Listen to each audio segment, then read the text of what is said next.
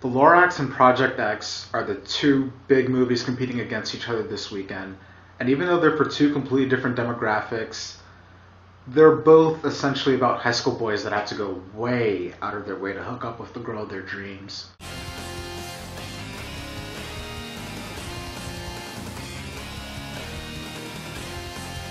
The Lorax. It was originally just a quick and simple Dr. Seuss tale with like a great message, and it's been bloated now to about a 90-minute movie on the silver screen with 3D added. And how is it, you might ask? Surprisingly good. I'm surprised the reviews weren't more positive, actually.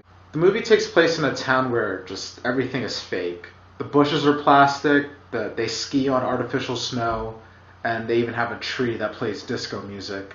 And the reason everything is like that is because of pollution. Like, this kid at one point jumps into the water, and then when he comes out, he's glowing.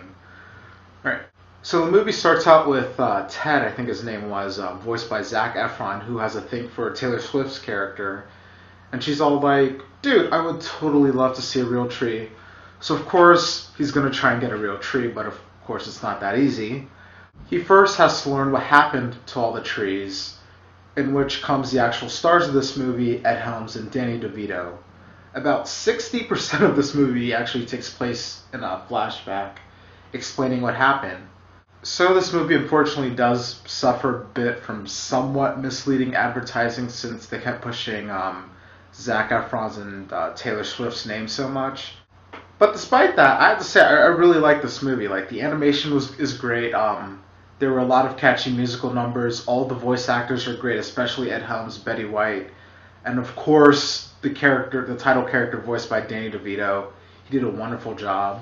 The 3D is pretty much standard. See it with it, see it without it. It really doesn't matter. It's up to you. I ended up seeing this in IMAX because I figured the parents wouldn't want to pay even extra in addition to the 3D.